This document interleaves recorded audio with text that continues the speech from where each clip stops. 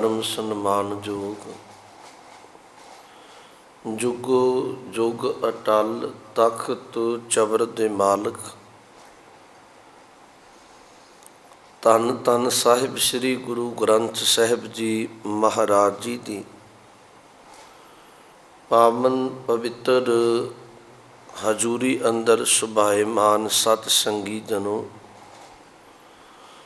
आओ गुरु चरणों में बैठन का सुभाग गुरु की कृपा बख्शिश का सदका प्राप्त होया है। आनंद साहिब जी अमृत बाणी का पाठ आप संगत ने श्रवण किया ते हजूर बाणी में रोजाना कहते आ कि आवो संत प्यारे हो, अकथ की करें कहानी। अकथ का भाव जिन्हों पूर्ण तौर पर कथन बयान नहीं किया जा सकता। कह लगे हे संत जनो रब दे प्यार वालिओ, आओ उस अकाल पुरख अकथ परमात्मा वाहिगुरु दे दर दी बात पाईए। करें कहानी अकथ केरी कित द्वारे पाई है, ते ये ख्याल करिए कि किमें उस मालक दे दर घर की प्राप्ति हो सके। फिर आप ही गुरु अमरदास जी कहणगे, कहन लगे तन मन धन सब सौंप गुर को, हुक्म मन्ने पाईए। ऐ गुरु क्या सिखा तू अपने गुरु चरणों में आके तन मन धन गुरु नूं अर्पण कर। गुरु नूं अपना आप समर्पण करेगा तो हुक्म मन के जदों अपने जीवन की कार करेगा तेनू परमात्मा वाहिगुरु की प्राप्ति होएगी। सो गुरु चरणों में आना, सत संगत करनी, गुरु के उपदेश नूं सुनना पढ़ना विचारना, ये बड़ा बड़ा पुण्य कर्म है। वेखो बाणी च एक बचन आउंदा है, उंज आपां जदों पुण्य कर्म की गल चलदी आ ते आपां कहने आ भी किसी नूं हत्थ विचों दान करना, किसी नूं लोड़वंद नूं प्रसाद पानी छकाउणा, किसी का तन ढकना, ते ये पुण्य कर्म ने रोगी बंदे नूं दवा दवा देने। बाणी विच एक बचन आउंदा है, कहन लगे भलिओ ठीक है कि वो सेवा के रूप ने पुण्य कर्म ने, पर महाराज कहंदे कल मैं एहो पुण्य गुण गोबिंद गाहे। कहंदे इस समय के अंदर जिहड़ा बंदा परमेश्वर के गुणां नूं गाउंदा है, सच जानो ये भी महाराज कहन लगे बड़ा बड़ा पुण्य कर्म है। आओ गुरु चरणों में बैठ के पुण्य कर्म कर रहे हो तो आपां लड़ीवार इतिहास विचों गुरबाणी के सिद्धांत विचों अरदास की व्याख्या विचार रहे हैं। तो शब्द आपां इत्थे विचार रहे हैं कि पंजां तख्तां सरबत गुरुद्वारियां गुरधामां जी का ध्यान तर बोलो जी वाहिगुरू।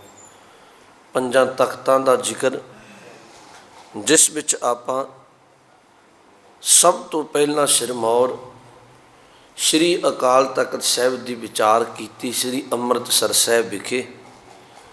दूसरा श्री हरमंदर साहिब पटना साहिब तख्त की विचार की। तीसरा केसगढ़ साहिब आनंदपुर साहिब की धरती ते पावन पवित्र तख्त हजूर ने सिरजिया ते इहदे अमृत जीवन नूं आपां विचारिया। ते गुरमुखो चौथा श्री दमदमा साहिब साबो की तलवंडी, ये आपां कल विचारे। अज एक पंजवां तख्त है जिन्हों गुरु का खालसा आखदा है, सचखंड साहिब श्री हजूर साहिब विखे नादेड़ की धरती ते। सचखंड श्री हजूर साहिब नादेड़ की धरती ते ਇਹਦਾ इतिहास विचारना। एक बार गुरु बख्शी फतेह बुलाओ, आखो जी वाहिगुरू जी का खालसा वाहिगुरू जी की फतेह। ये गल याद रखो, गुरबाणी विच गुरु ने राज भाग की गल की, पर हजूर ने राज मद दे बिरती नूं त्यागिया।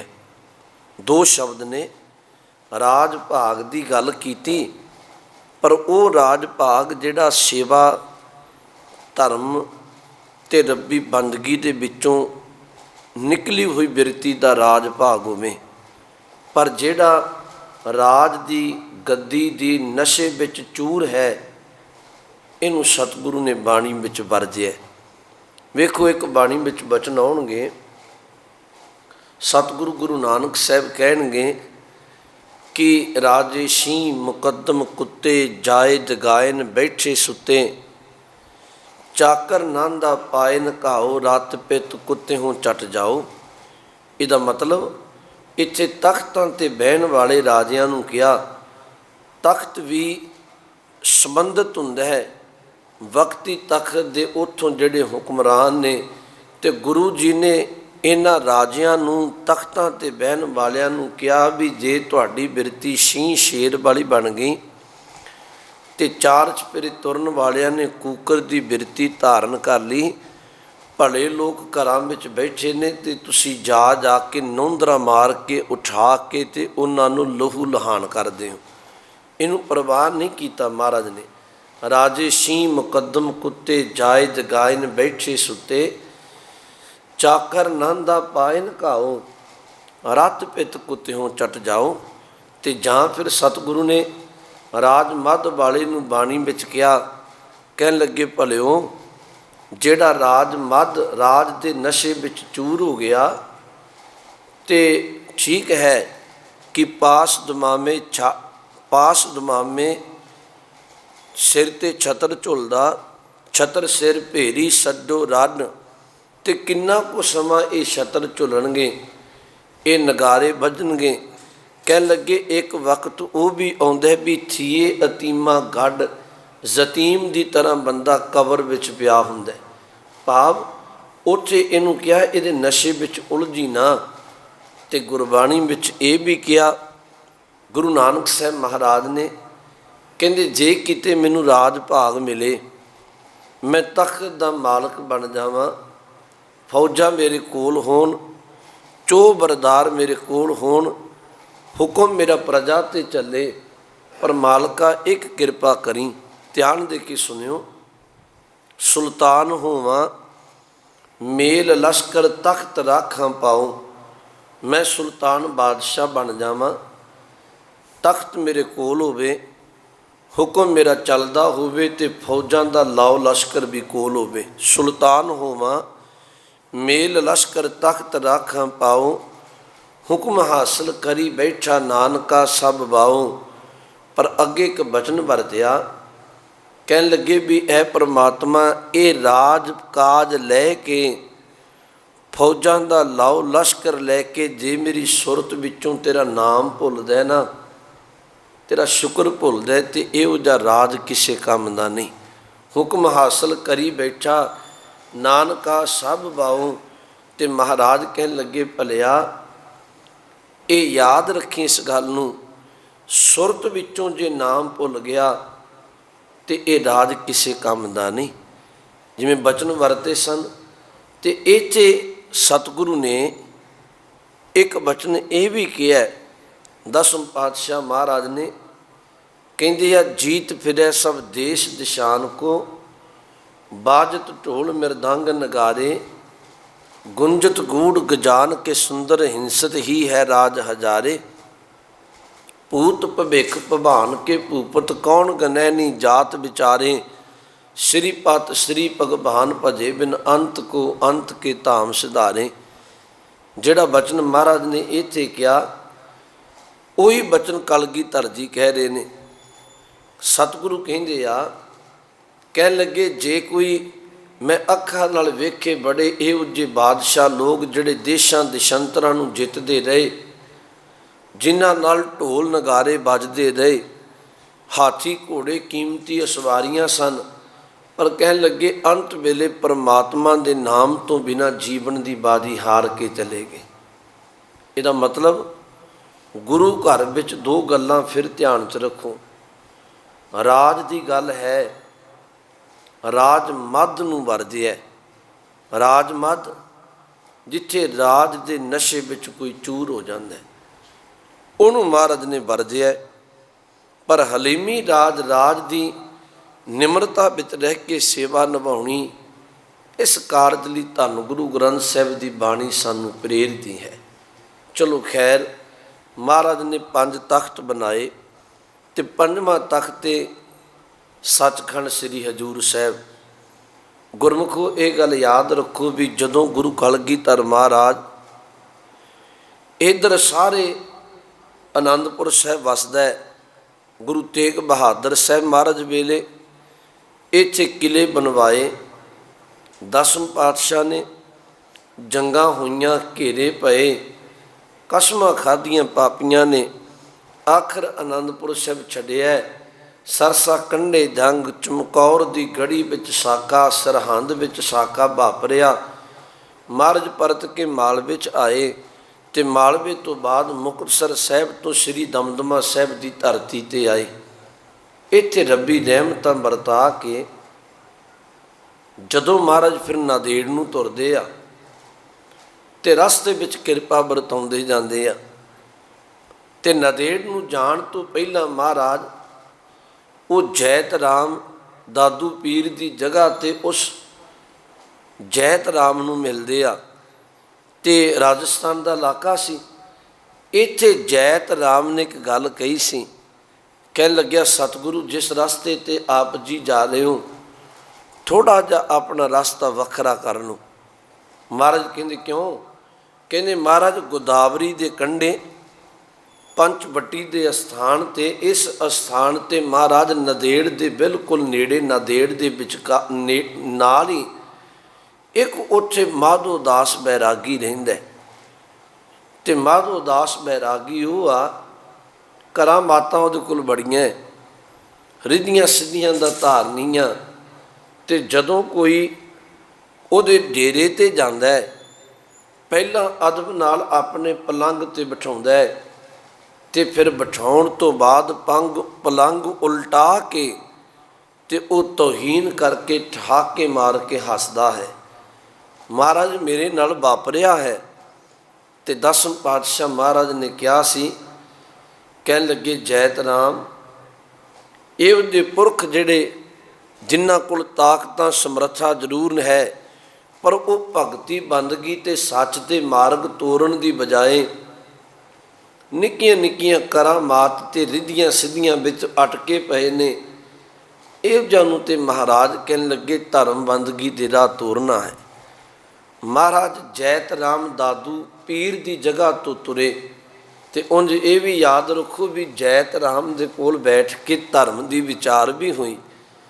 महाराज नूं जैत राम नूं पुछदे आ सतगुरु भी तेरा मत की आ? कहंदा जी मेरा ते पुरख आ, मेरा वडेरा साधु दस के गया है। महाराज कहंदे की दस के गया? वो कहंदे कह के गया है कि दादू दावा दूर कर कल का लीजै पाए जे को मारे ईट टेम सिर पर लिए उठाए। ये अर्थ ने बड़े सुखैन ने कि मेरा जिहड़ा दादू पीर सी मेरे तो पहला वो कह के गया भी जिंदगी च दावा ना करो ते जे कोई तुहानू इट ढीम मारे ना परत के जवाब ना दो तो सिर ते चुक के मारी हुई इट ढीम ते अगले राह तुर पो। कलगीधर महाराज ने जवाब दे के कहा सी, कहने लगे कुछ गल्लां नाल असीं सहमत हैं, असीं भी मनदे हां भी दादू दावा दूर कर कल का लीजै भाए। जिंदगी विच अहंकारी बन के कभी दावा नहीं करना चाहिए, पर हाँ पहला साडे घर विच किसे ते वार नहीं कीता जांदा, पहला इत्थे प्रेम की गल आ। पर जे कोई मारे ईट टीम, पर जे कोई इट टीम पत्थर मारनों टली ना, जे कोई इट टीम मारदा ही रहे फिर साडे घर दा असूल पाथर दिए रसाए, फिर उहदा जवाब कई बारी पत्थर नाल दिता जांदा है। इत्थे कायरता नहीं, इत्थे भै दिता भी नहीं जाता ते इत्थे भै किसे तो लिया भी नहीं जाता। बाणी विच तां ही कहा भै काहू को देत न भै मानत आन, कहो नानक सुन रे मना ज्ञानी ताहे बखान। खैर मैं जिहड़ी बेनती आप जी नूं कह रहे हैं, गुरमुखो इत्थे किरपा वरती महाराज ने उस दादू पीर की जगह ते जैत राम नूं दे के रब्बी उपदेश ते नादेड़ नूं तुर पए। ਤੇ ਆਏ ਮਹਾਰਾਜ ਉਸ ਅਸਥਾਨ ਤੇ। मैं तां बेनती कह रहा भी सचखंड श्री हजूर साहब जिहड़ा तख्त है ये भुल्लो ना। इत्थे माधो दास बैरागी वर्गे उस पुरख नूं महाराज ने बाबा बंदा सिंह बहादुर बना के ते इत्थों ही 5 तीर ते 5 गुरु के सिख दे के बख्शिशां दे के तोरिया सी। गुरमुखो इत्थे महाराज आए, गोदावरी दे कंढे इहदे डेरा। इतिहास कहते भी जिहड़ा इहने पलंग वो रखिया होया सी ना, ते गुरु कलगीधर महाराज इस पलंग ते आके विराजमान होए। ते इहदे चेलियां ने जाके दसिया भी लगदा कोई करनी वाला पुरख आया है, नाल उहदे सिख ने शास्त्र भी कोल ने, ते माधो दास बैरागी तेरे पलंग ते बिन पुछे आके बह गया। कह लगे अंदरों क्रोधित हो गया। तो आप जी नूं बेनती थोड़ी जी करदे हां, ये ध्यान में रखो कि ये बाबा बंदा सिंह बहादुर ने जिहड़े माधो दास बैरागी जम्मू विच पुंछ दा इलाका पैंदा है, इत्थे इन्हां दा जन्म होया सी राजपूत परिवार विच। ते याद रखो कुदरती गल, राजपूत घराना उन्हां शिकार करना ते तीर अंदाज ते शास्त्र विद्या विच मार बहुत सी। ते छोटी आरबला सी ते एक दिन भाना एक वापरिया कि एक हिरनी नूं बिन के निशाना मारिया। जदों उहदे अणियां वाला तीर लग्या सी ना जाके, ते वो तीर इन्ना धसिया कि उस हिरनी दा पेट चाक हो गया। पेट बेचारी दा दुफाड़ होया ते उहदे पेट विचों हरनी दे बच्चे निकले। हजे वो समा पूरा नहीं सी कुदरत बन्नों, ते वो बच्चे जदों बाहर निकल गए ते तड़फ तड़फ के ये माधो दास बैरागी दे सामने वो हिरनी दे बच्चे अपनी जान दे दिंदे आ। हिरनी भी तड़फ के अपनी जान दिंदी है। इत्थे शास्त्र सुट दिते सन, इत्थे शास्त्र सुटे ते फिर बिल्कुल अपने जीवन अंदर उदास हो गए। ते इन्हां ने जी संगत कीती, पहला रामदास दी, फिर एक संगत कीती जानकी प्रसाद दी, संखेप का फिर एक संगत कीती औगड़नाथ दी। ते इन्हां लोकां दी करके संगत, ते जदों औगड़नाथ दी संगत कीती हत्थां विचों शास्त्र ते छड़ दिते सन। औगड़नाथ ने इनू ध्यान विधि के द्वारा ते रिधियां सिद्धियां ताकतां ते इन्हां गल्लां विच इहदा जीवन इन्ना को उलझाया कि जान लगिया औगड़नाथ रिध सिद्ध दी इनू समर्था दे गया। ते नाल कुछ अपने मत मतंतरां विचों उपदेश दे के ते औगड़नाथ चलिया गया ते उहदी जगह एक माधो दास बैरागी बह गया। हुण शास्त्र नहीं चलाउंदा हथ नाल, पर हुण दूरों रिध सिद्ध दी ताकत नाल लोकां नूं झुकाउंदा है, डराउंदा है, भरमाउंदा है। ते कलगीधर महाराज जदों गए, महाराज बैठे इहदे पलंग ते, जाके चेले ने दसिया भी एक कोई पुरख आए ने, बिन पुछिया तेरे पलंग ते बह के क्रोधित हो गया। अपनियां रिधियां सिद्धियां ताकतां दियां लैके दूरों आउंदा ते कोशिश करदा जिवें पहलां करदा सी। ये कुदरती गल है। वेखो ये नहीं, रिध सिद्ध की प्राप्ति भी किसी नूं ध्यान तो बिना नहीं, उहदी भी घालना तो बिना प्राप्ति नहीं। पर गुरमत ने इनू राह विच रुकावटां किया। गुरमत ने इनू नाम तो तोड़न वाली बिरती का जिक्र किया है। गुरमत ने इनू प्रवान नहीं किया। महाराज ते बाणी च कहते सिद्ध होवा सिद्ध लाई रिध आख आओ, गुप्त प्रगट होए वैसा लोक राखै पाओ, पी तू है सालाहना आख न लह न चाओ। महाराज ने तो क्या कहन लगे, ये रास्ते विच रुकावटां ने, इनू प्रवान नहीं किया। तो इत्थे जदों आया इन्हें अपनियां रिधियां सिद्धियां ताकतां ते दसम पातशाह ते बड़ियां चलाइयां माधो दास बैरागी ने, पर इहदी ताकत समर्था चली ना। कोल आके ਤੇ ਮਹਾਰਾਜ ਕੋਲ ਸ਼ੀਸ਼ ਝੁਕਾ ਕੇ ਬਹਿ ਗਿਆ। ਸਤਿਗੁਰੂ ਕਹਿੰਦੇ ਆ, ਕਹਿਣ ਲੱਗੇ ਮਾਧੋ ਦਾਸ, ਕੀ ਗੱਲ ਤੇਰੀ ਸਮਰੱਥਾ ਦਾ ਜ਼ੋਰ ਨਹੀਂ ਚੱਲਿਆ? ਤੇ ਇਹਨੇ ਕਿਹਾ ਮਹਾਰਾਜ ਨਹੀਂ। ਸਾਹਿਬ ਨੂੰ ਕਹਿੰਦਾ ਹੈ, ਕਹਿਣ ਲੱਗਿਆ ਮੈਂ ਜੈਤ ਰਾਮ ਤੋਂ ਸੁਣਿਆ ਸੀ, ਕੀ ਆਪ ਜੀ ਗੁਰੂ ਗੋਬਿੰਦ ਸਿੰਘ ਸਾਹਿਬ ਹੋ? ਤੇ 10ਵੇਂ ਪਾਤਸ਼ਾਹ ਮਹਾਰਾਜ ਨੇ ਕਿਹਾ ਸੀ। ਕਹਿਣ ਲੱਗੇ ਹਾਂ ਮੈਂ ਹੀ ਗੁਰੂ ਗੋਬਿੰਦ ਸਿੰਘ ਸਾਹਿਬ ਹਾਂ। ਤੇ ਉਹਨੇ ਸ਼ਬਦ ਵਰਤਿਆ। ਸਤਿਗੁਰੂ ਨੇ ਫਿਰ ਪੁੱਛਿਆ, ਕਹਿਣ ਲੱਗੇ ਤੂੰ ਕੌਣ ਹੈ? ਤੇ ਇਹਨੇ ਅੱਗੋਂ ਝੁਕ ਕੇ, ਜਦੋਂ ਇਹਨੂੰ ਪਤਾ ਲੱਗਿਆ ਵੀ ਮੇਰੀ ਤਾਕਤ ਸਮਰੱਥਾ ਗੁਰੂ ਦੇ ਸਾਹਮਣੇ ਕੁਝ ਵੀ ਨਹੀਂ, ਕਹਿਣ ਲੱਗਿਆ ਸਤਿਗੁਰੂ ਮੈਂ ਤੁਹਾਡਾ ਬੰਦਾ। ਤੇ 10ਵੇਂ ਪਾਤਸ਼ਾਹ ਨੇ ਫਿਰ ਕਿਹਾ ਸੀ, ਕਹਿਣ ਲੱਗੇ ਭਲਿਆ ਜੇ ਤੂੰ ਬੰਦਾ ਸਾਡਾ ਤੇ ਫਿਰ ਬੰਦਿਆਂ ਵਾਲੇ ਕਰਮ ਕਰ। ਕਹਿਣ ਲੱਗਿਆ ਮਹਾਰਾਜ ਬੰਦਿਆਂ ਵਾਲੇ ਕਰਮ ਕੀ ਨੇ? ਫਿਰ ਮਹਾਰਾਜ ਨੇ ਬਾਣੀ ਵਿੱਚੋਂ ਤੇ ਇਹਨੂੰ ਇਤਿਹਾਸ ਵਿੱਚੋਂ ਸਮਝਾਇਆ। ਸਤਿਗੁਰੂ ਕਹਿਣ ਲੱਗੇ ਬੰਦਾ ਉਹ ਹੈ ਜਿਹਨੂੰ ਗੁਰਬਾਣੀ ਕਹਿੰਦੀ ਏ, ਕਰ ਬੰਦੇ ਤੂੰ ਬੰਦਗੀ ਜਿਚਰ ਘਟ ਮੈਂ ਸਾਹ। ਮਹਾਰਾਜ ਕਹਿੰਦੇ ਬੰਦਾ ਉਹ ਹੈ ਜਿਹਨੂੰ ਗੁਰਬਾਣੀ ਕਹਿੰਦੀ ਹੈ, ਬੰਦੇ ਬੰਦਗੀ ਇੱਕ ਤਿਆਰ, ਸਹਿਬ ਰੋਸ ਧਰੋ ਕੇ ਪਿਆਰ। ਕਹਿਣ ਲੱਗੇ ਬੰਦੇ ਤੂੰ ਬੰਦਗੀ ਕਰ, ਅੱਗੇ ਉਹ ਮਾਲਕ ਦੀ ਮਰਜ਼ੀ ਤੇਰੀ ਕੀਤੀ ਬੰਦਗੀ ਪ੍ਰਵਾਨ ਕਰੇ, ਤੈਨੂੰ ਪਿਆਰ ਕਰੇ ਜਾਂ ਰੋਸ਼ ਕਰੇ। ਇਹਨੇ ਪੁੱਛਿਆ ਮਹਾਰਾਜ ਬੰਦਿਆਂ ਵਾਲੇ ਕਰਮ ਕੀ? ਤੇ 10ਵੇਂ ਪਾਤਸ਼ਾਹ ਨੇ ਕਿਹਾ ਜੇ ਬੰਦਿਆਂ ਵਾਲੇ ਕਰਮ ਸਿੱਖਣੇ ਆ ਤੇ ਕਦੀ ਆਨੰਦਪੁਰ ਸਾਹਿਬ ਦਾ ਇਤਿਹਾਸ ਪੜ੍ਹ ਵਿਚਾਰ। ਬੰਦਿਆਂ ਵਾਲੇ ਕਰਮ ਸਿੱਖਣੇ ਆ, ਕਦੀ ਸਰਸਾ ਦੇ ਕੰਢੇ ਨੂੰ ਪੁੱਛੀ। ਸੱਚ ਦੇ ਪ੍ਰਵਾਨਿਆਂ ਨੇ ਉਹ ਤੇਰੇ ਤਰ੍ਹਾਂ ਕਰਾਮਾਤਾਂ ਨਾਲ ਲੋਕਾਂ ਨੂੰ ਡਰਾਇਆ ਕੋਈ ਨਹੀਂ, ਲੋਕਾਂ ਨੂੰ ਝੁਕਾਇਆ ਨਹੀਂ, ਪਰ ਜ਼ੁਲਮ ਦੀ ਖਾਤਰ ਸੱਚ ਦੇ ਪ੍ਰਵਾਨਿਆਂ ਨੇ ਸਰਸਾ ਦੇ ਕੰਢੇ ਆਪਣਾ ਆਪ ਕੁਰਬਾਨ ਕੀਤਾ।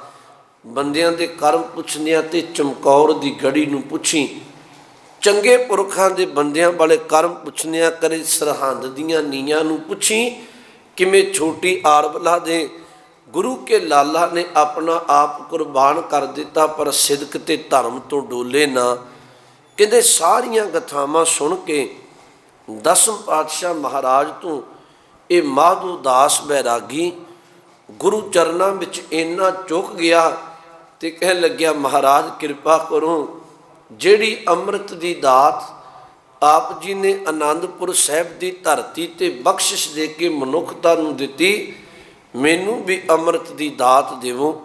ਅੰਮ੍ਰਿਤ ਦੀ ਦਾਤ ਲਈ ਉਂਝ ਭਾਵੇਂ ਇਹਦਾ ਨਾਮ ਪ੍ਰਚਲਿਤ ਹੋ ਗਿਆ ਬਾਬਾ ਬੰਦਾ ਸਿੰਘ ਬਹਾਦਰ, ਪਰ ਅੰਮ੍ਰਿਤ ਦੀ ਦਾਤ ਲੈ ਕੇ ਨਾਮ ਸੀ ਗੁਰਬਖਸ਼ ਸਿੰਘ। ਗੁਰਮੁਖੋਂ ਫਿਰ ਇੱਥੋਂ ਮਹਾਰਾਜ ਨਾਲ ਆਇਆ। ਇਤਿਹਾਸ ਇਹ ਕਹਿੰਦਾ ਵੀ ਇਹ ਬਹੁਤਾ ਲੰਮਾ ਸਮਾਂ ਗੁਰੂ ਚਰਨਾਂ 'ਚ ਨਹੀਂ ਰਿਹਾ। ਬਾਬਾ ਬੰਦਾ ਸਿੰਘ ਬਹਾਦਰ ਕਰੀਬ 2-2.5 ਮਹੀਨੇ ਗੁਰੂ ਚਰਨਾਂ ਵਿੱਚ ਰਹਿੰਦਾ, ਉਪਦੇਸ਼ ਸੁਣਿਆ, ਗੁਰਬਾਣੀ ਪੜ੍ਹੀ, ਇਤਿਹਾਸ ਨੂੰ ਬਾਚਿਆ ਤੇ ਗੁਰੂ ਚਰਨਾਂ ਵਿੱਚ ਇੰਨਾ ਅਕੀਦਾ ਬਣ ਗਿਆ। ਅੱਜ ਕਲਗੀਧਰ ਮਹਾਰਾਜ ਨੇ ਕਿਹਾ, ਕਹਿਣ ਲੱਗੇ ਭਲਿਆ ਪੰਜਾਬ ਦੀ ਧਰਤੀ ਨੂੰ ਜਾਣਿਆ ਨੰਦੇੜ ਤੋਂ। ਉਂਝ ਥੋੜ੍ਹਾ ਜਿਹਾ ਇੱਥੇ ਹੋਰ ਖਿਆਲ ਕਰ ਲਓ।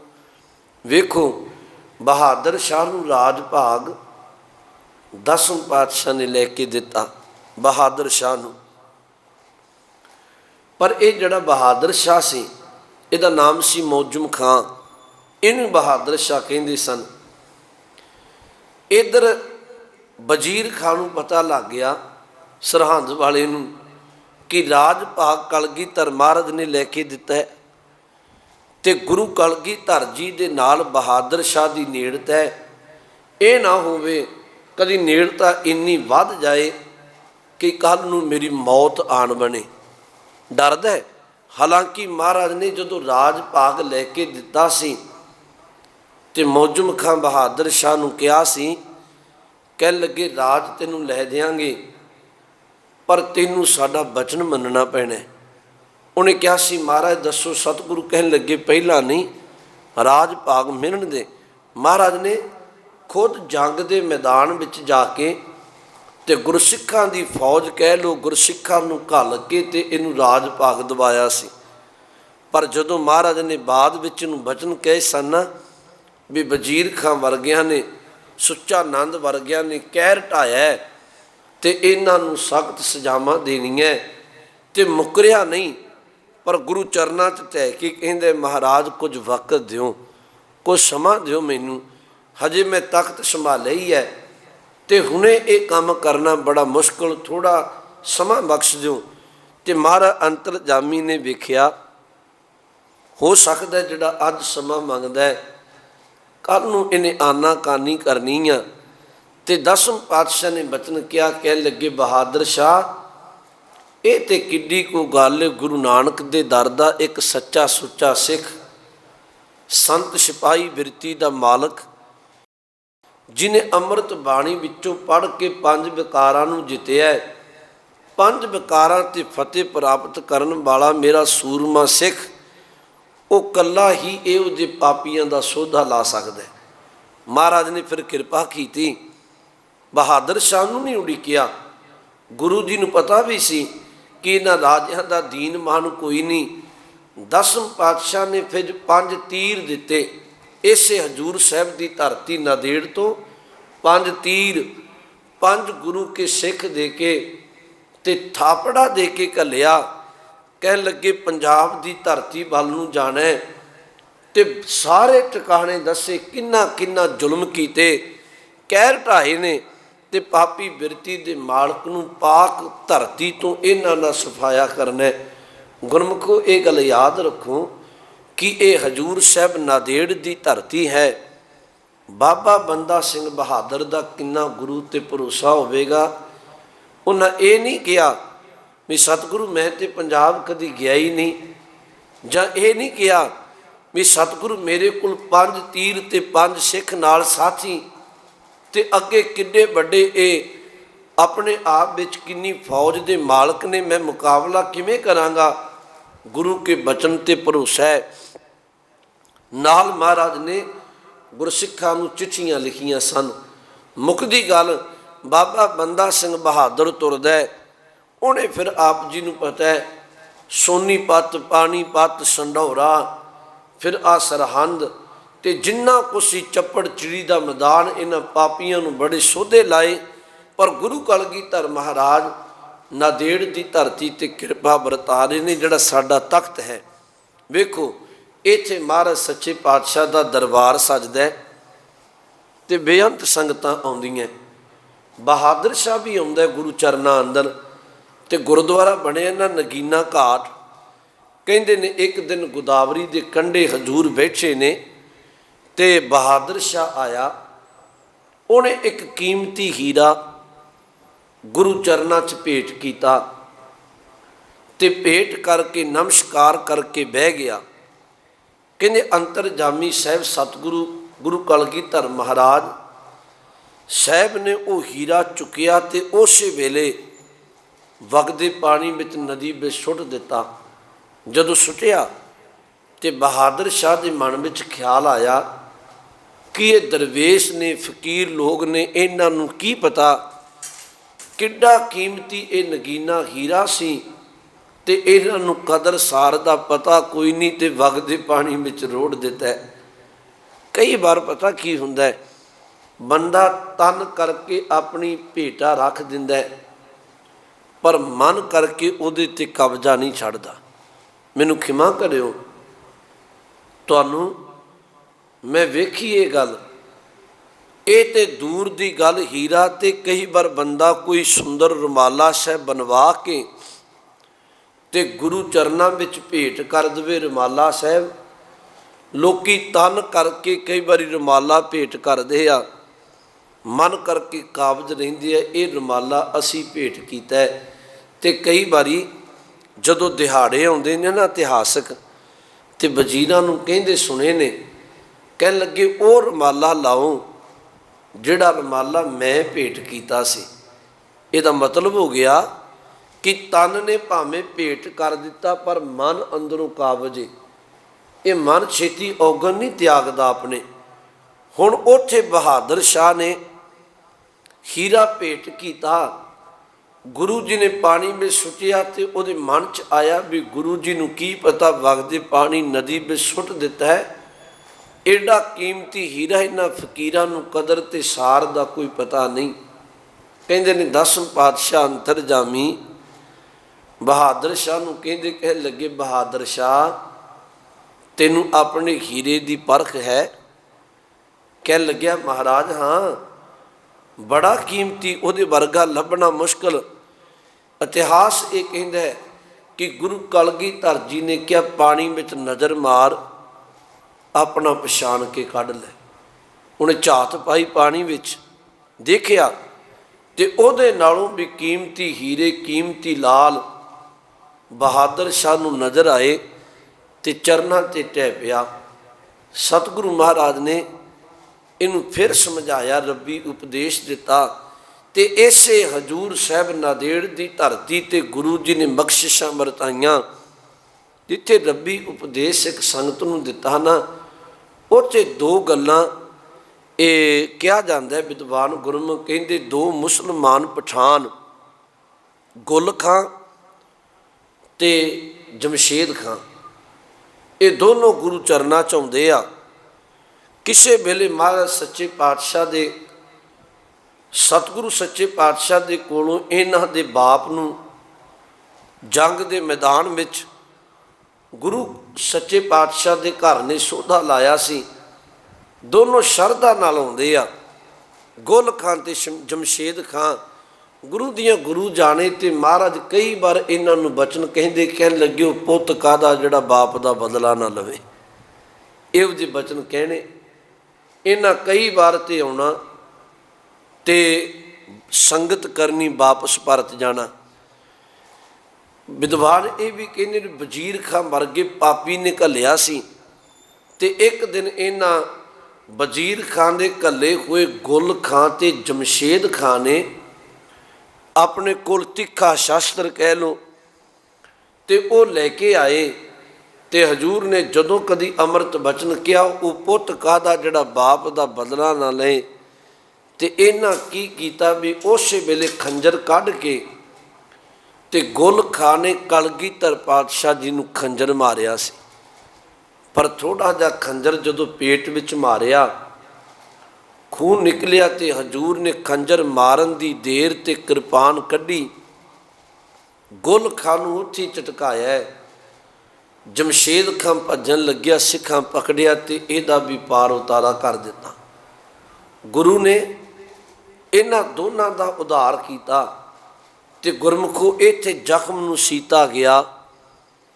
तो फिर इतिहास ये कहता भी एक दिन केरा वो अल्लाह जख्म भर चलिया सी कि एक दिन महाराज सच्चे पातशाह ने गल चली भी एक मान ਇਹਦੀ तंदी ते तीर चाड़ के चलाउणा हर एक दे वस की गल नहीं। तो फिर 10 पातशाह महाराज ने चिल्ला चाड़ के जदों तीर चलाया तो जोर ला के खिंच के चलाया कमान तीर, तो वो अल्ले जख्म सन हजे भरे नहीं सन पूर्ण तौर पर, सीता होया जख्म पाटिया। गुरसिख दौड़े वैदगी वाले पासे नूं। महाराज कहते नहीं, हुण अकाल पुरख का सदा आ गया, असी उस अकाल पुरख नूं अपना शीश झुका देने। महाराज ने क्या एक काम करो, इतिहास ये भी कहते कि सिखां नूं कोल बिठाया।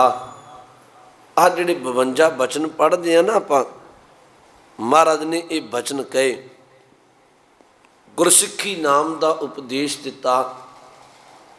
तो संगत ने पूछया महाराज इत्थे दया सिंह धर्म सिंह 5 प्यारिਆਂ विचों नाल ने, कहन लगे सानू की उपदेश, सानू की आ गया।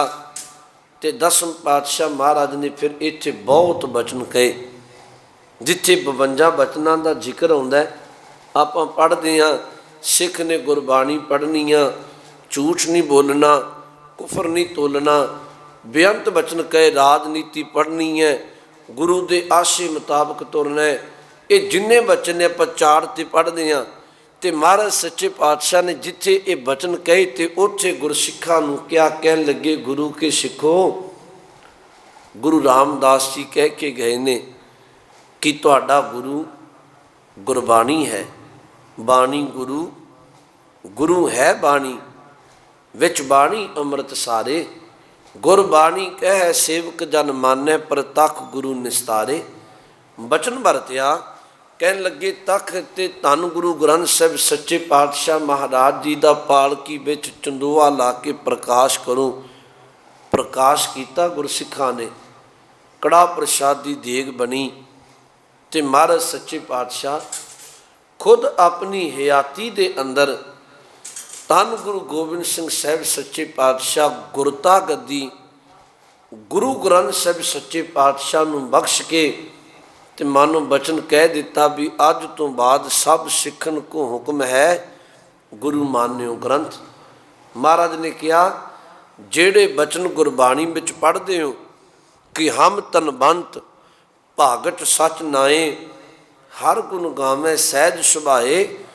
पीऊ दादे का खोल डिठा खजाना, ता मेरे मन भया निधाना।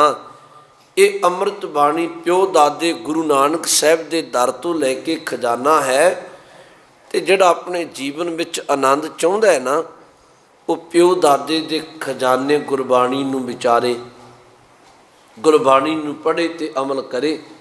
प्यो दादे का खोल डिठा खजाना, ता मेरे मन भया निधाना। रतन लाल जाका कछु न मोल, भरे भंडार अखूट अतोल। मारे कहते इस गुरबाणी का कीमती रतन कीमती लाल इन्हां नाल मुल नहीं पाया जा सकता। रतन लाल जाका कछु न मोल, भरे भंडार अखूट अतोल। खाबों खर्चे रल मिल पाई, टोट न आवे वाधू जाई। महाराज ने क्या अज तो बाद तुसी अमृत गुरबाणी का पल्ला पकड़ना। ये 10 गुरु साहबाना की आत्मक जोत है। तो अज तो बाद जिहड़ा गुरु है, गुरु की आत्मा गुरु ग्रंथ साहिब की बाणी विच है। तो गुरु की देव वो खालसे पंथ विच विचरेगी। भाव सिख जदों धर्म नूं कमाएगा, गुरु का सिख जदों गुरु आशे मुताबक जीवन जिवेगा, तो सच जानो इहदे विचों ही गुरु की मानो कला वरतेगी। महाराज ने सारे बचन कहे, गुरसिखा नूं उपदेश दिता कि अमृत बाणी हर हर तेरी, सुन सुन होवे परम गत मेरी। कहन लगे ये अमृत गुरबाणी है, जिहड़ा भावना नाल सुनेगा, भावना नाल पढ़े विचारेगा। अमृत बाणी हर हर तेरी, सुन सुन होवे परम गत मेरी। जलन बुझी शीतल होए मनुआ, सतगुरु का दर्शन पाए जियो।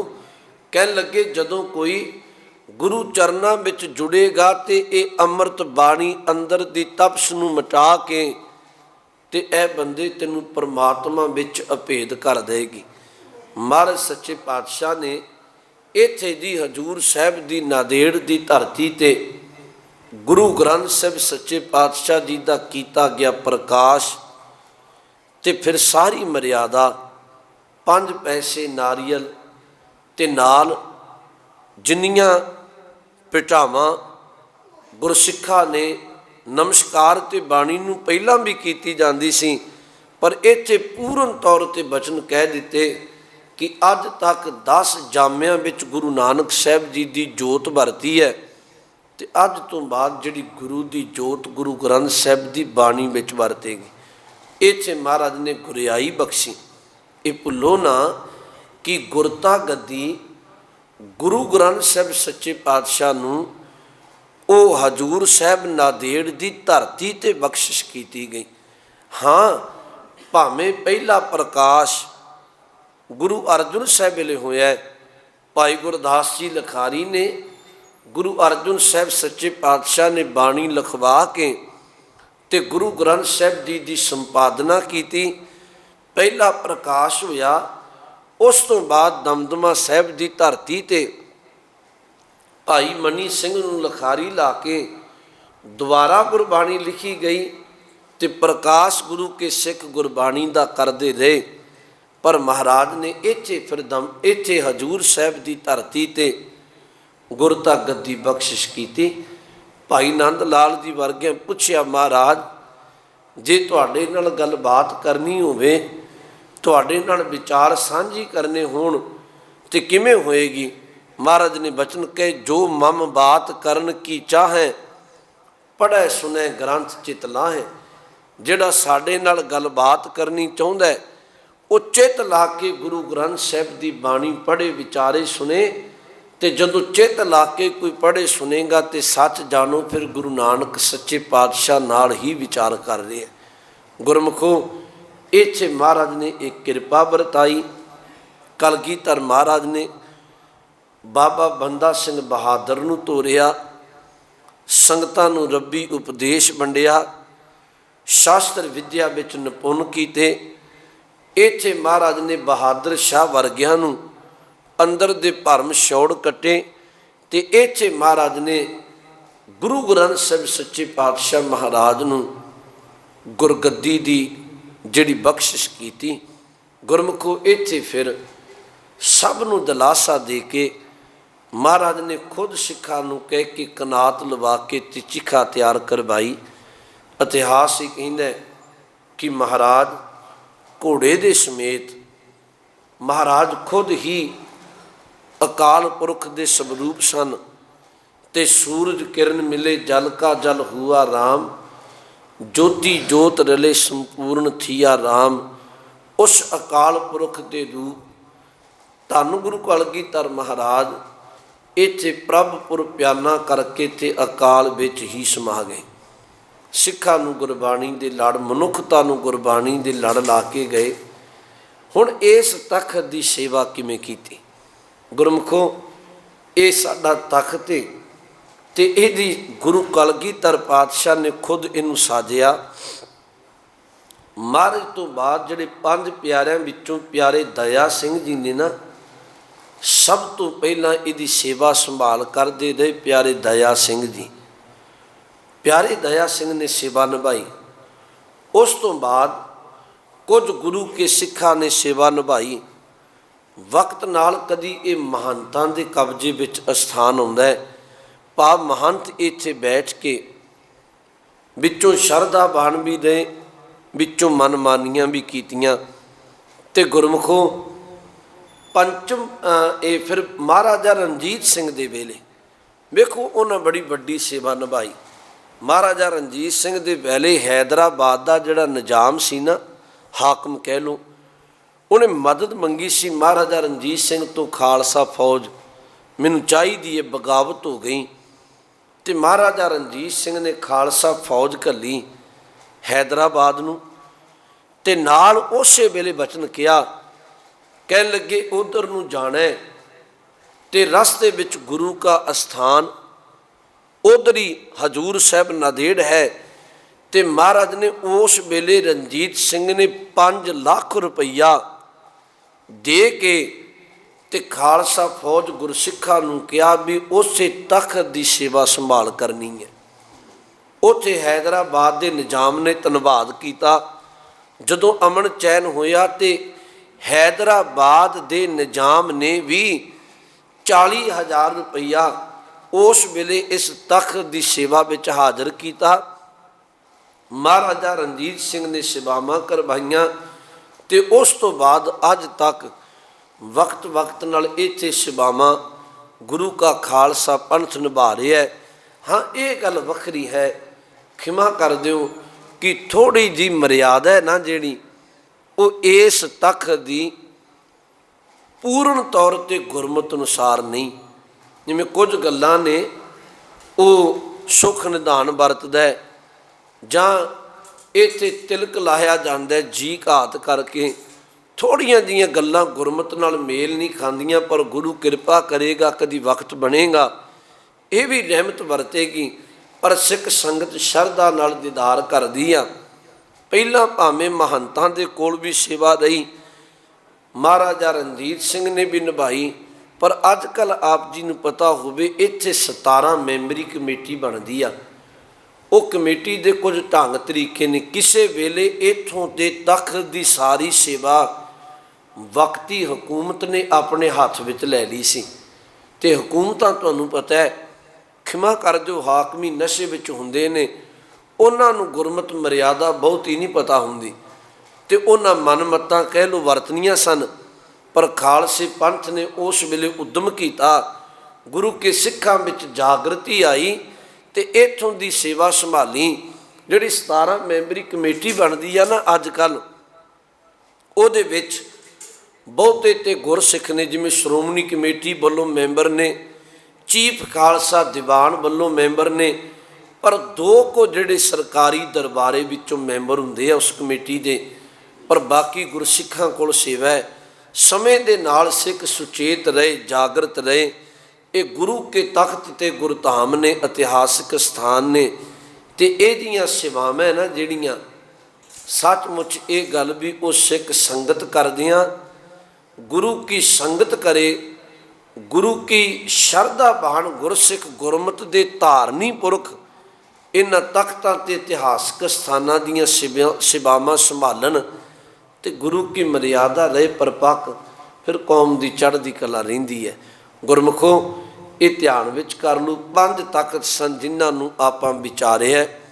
ਸ੍ਰੀ ਅਕਾਲ ਤਖਤ ਸਾਹਿਬ, ਸ੍ਰੀ ਅੰਮ੍ਰਿਤਸਰ ਸਾਹਿਬ, ਦੂਸਰਾ ਸ੍ਰੀ ਹਰਿਮੰਦਰ ਸਾਹਿਬ ਪਟਨਾ ਸਾਹਿਬ ਤਖਤ, ਤੀਜਾ ਕੇਸਗੜ੍ਹ ਸਾਹਿਬ ਆਨੰਦਪੁਰ ਸਾਹਿਬ, ਚੌਥਾ ਦਮਦਮਾ ਸਾਹਿਬ ਸਾਬੂ ਕੀ ਤਲਵੰਡੀ ਤੇ 5ਵਾਂ ਸੱਚਖੰਡ ਸ੍ਰੀ ਹਜ਼ੂਰ ਸਾਹਿਬ ਨਾਂਦੇੜ ਦੀ ਧਰਤੀ। ਤੇ ਅਰਦਾਸ ਵਿੱਚ ਰੋਜ਼ਾਨਾ ਸਿੱਖ ਚੇਤਾ ਕਰਦਾ, ਧਿਆਨ ਧਾਰਦਾ ਕਿ 5 ਤਖਤਾਂ ਸਰਬੱਤ ਗੁਰਦੁਆਰੇ ਗੁਰਧਾਮਾਂ। ਕੱਲ੍ਹ ਨੂੰ ਆਪਾਂ ਵਿਚਾਰਾਂਗੇ ਸਰਬੱਤ ਗੁਰਦੁਆਰੇ ਗੁਰਧਾਮ ਤੇ ਜਿਹਨੂੰ ਕਿਹਾ ਵੀ ਜਿਨ੍ਹਾਂ ਦਾ ਧਿਆਨ ਧਰ ਬੋਲੋ ਜੀ ਵਾਹਿਗੁਰੂ। ਸਭ ਰਹਿਮਤ ਕਰੇ। ਇਹ ਗੁਰੂ ਕਾ ਇਤਿਹਾਸ ਸਾਡੇ ਹਿਰਦੇ ਵਿੱਚ ਵਸੇ। ਭੁੱਲ ਚੁੱਕ ਦੀ ਖਿਮਾ ਬਖਸ਼ਣਾ ਜੀ। ਆਓ 2 ਮਿੰਟ ਸਾਰੇ ਨਾਮ ਦੀ ਹਾਜ਼ਰੀ ਭਰ ਲਓ ਤੇ ਵੇਖੋ ਗੁਰਬਾਣੀ ਨੇ ਇੱਕ ਗੱਲ ਕਹੀ ਹੈ। ਆਪਾਂ ਕਹਿੰਦੇ ਨਾ ਹੱਥ ਧੋ ਕੇ ਹੱਥ ਸੁੱਚੇ ਕਰ ਲਏ। ਬੰਦਾ ਇਸ਼ਨਾਨ ਕਰਕੇ ਸੋਚਦਾ ਹੈ ਵੀ ਹੁਣ ਮੈਲ ਜੀ ਲੈ ਗਈ, ਸੁੱਚਿਆਂ ਜੇ ਹੋ ਗਏ। ਸੋਚਦਾ ਨਾ ਵੀ ਹੱਥ ਪੈਰ ਮੁੱਖ ਸੁੱਚਾ ਹੋ ਗਿਆ, ਧੋ ਲਿਆ। ਪਰ ਗੁਰਮੁਖੋ, ਜ਼ੁਬਾਨ ਹੈ ਨਾ ਜਿਹੜੀ ਜੀਭ, ਇਹ ਸੁੱਚਿਆਂ ਨਹੀਂ ਹੁੰਦੀ, ਮੂੰਹ ਦੇ ਵਿੱਚ ਰਹਿੰਦੀ ਹੈ। ਰੱਬ ਨੇ ਬਣਤਰ ਬਣਾਈ ਹੈ। ਪਰ ਗੁਰੂ ਗ੍ਰੰਥ ਸਾਹਿਬ ਨੇ ਇੱਕ ਬਚਨ ਕਿਹਾ, ਕਹਿਣ ਲੱਗੇ ਉਂਝ ਜ਼ੁਬਾਨ ਰਸਨਾ ਸੁੱਚਿਆਂ ਹੁੰਦੀ ਨਹੀਂ, ਪਰ ਇੱਕ ਕਰਮ ਕਰੇ ਤੇ ਤੇਰੀ ਰਸਨਾ ਸੁੱਚੀ ਹੋ ਸਕਦੀ ਆ। ਮਹਾਰਾਜ ਉਹ ਕਿਵੇਂ? ਤਾਂ ਸ਼ਬਦ ਕਿਹਾ, ਕਹਿਣ ਲੱਗੇ ਨਾਮ ਕਹਿਤ ਗੋਬਿੰਦ ਕਾ ਸੂਚੀ ਪਈ ਰਸਨਾ। ਜੇ ਤੂੰ ਕਦੀ ਇਸ ਰਸਨਾ ਨਾਲ ਪਰਮੇਸ਼ਵਰ ਦਾ ਨਾਮ ਜਪੇ, ਪਰਮਾਤਮਾ ਦੀ ਭਗਤੀ ਕਰੇ ਤੇ ਭਗਤੀ ਕਰਕੇ ਕਿਸੇ ਦੀ ਇਹ ਜਿਹਬਾ ਤੇ ਰਸਨਾ ਸੁੱਚੀਆਂ ਹੁੰਦੀਆਂ। ਔਖਾ ਕੰਮ ਇਹ ਬੜਾ ਹੈ ਧਰਮ ਦਾ, ਸੌਖਾ ਕੋਈ ਨਹੀਂ। ਇਹ ਮਤਾ ਭੁੱਲੋ ਵੀ ਇਹ ਬਹੁਤ ਸੌਖਾ ਕਰਮ ਹੈ। ਮੈਨੂੰ ਖਿਮਾ ਕਰ ਦਿਓ, ਜੇ ਸੌਖਾ ਰਾਹ ਹੁੰਦਾ ਨਾ, ਲੋਕ ਵਿਸ਼ਿਆਂ ਵਿਕਾਰਾਂ ਦੇ ਰਾਹ ਨਾ ਤੁਰਦੇ, ਨਸ਼ਿਆਂ ਵਿਕਾਰਾਂ ਦੇ ਰਾਹ ਨਾ ਤੁਰਦੇ ਤੇ ਇੱਥੇ ਬੈਠਣ ਨੂੰ ਜਗ੍ਹਾ ਨਾ ਮਿਲਦੀ ਗੁਰੂ ਘਰਾਂ 'ਚ। ਪਰ ਇਹ ਔਖਾ ਇਹਨੇ ਬਾਣੀ ਨੇ ਕਿਹਾ, ਆਖਣ ਔਖਾ ਸਾਚਾ ਨਾਉ। ਅੱਜ ਇੱਥੋਂ ਆਵਾਜ਼ ਦਊਂ ਕਿ ਕਿਸੇ ਫਲਾਣੀ ਜਗ੍ਹਾ 'ਤੇ ਕਿਸੇ ਨੱਚਣ ਟੱਪਣ ਗਾਉਣ ਵਾਲੇ ਨੇ ਆਉਣਾ, ਜਿਹਦਾ ਖੁਦ ਦਾ ਜੀਵਨ ਬਰਬਾਦ ਹੋਰਨਾਂ ਦਾ ਕਰੇਗਾ। ਮੈਨੂੰ ਖਿਮਾ ਕਰਿਓ, ਲੋਕ ਸੁੱਤਿਆਂ ਉੱਠ ਕੇ ਵੀ ਮੇਰਾ ਖਿਆਲ ਭੱਜੇ ਜਾਣਗੇ।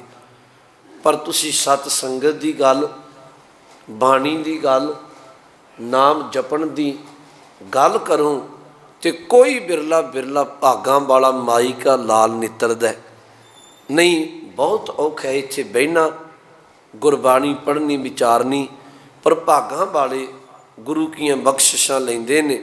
ਆਓ 2 ਮਿੰਟ ਨਾਮ ਦੀ ਹਾਜ਼ਰੀ ਭਰ ਲਓ, ਫਿਰ ਅਰਦਾਸ ਬੇਨਤੀ ਹੋਏਗੀ। ਆਪ ਸੁਭਾਗੇ ਹੋ, ਗੁਰਬਾਣੀ ਸੁਣਦੇ ਹੋ, ਗੁਰੂ ਇਤਿਹਾਸ ਸੁਣਦੇ ਹੋ ਤੇ ਇੱਥੇ ਬੈਠਿਆ ਹੋਇਆ ਇੱਕ ਖਿਣ ਵੀ ਸਮਾਂ ਵਿਅਰਥ ਨਹੀਂ ਜਾਂਦਾ, ਉਹ ਗੁਰੂ ਕੇ ਲੇਖੇ ਲੱਗਦਾ।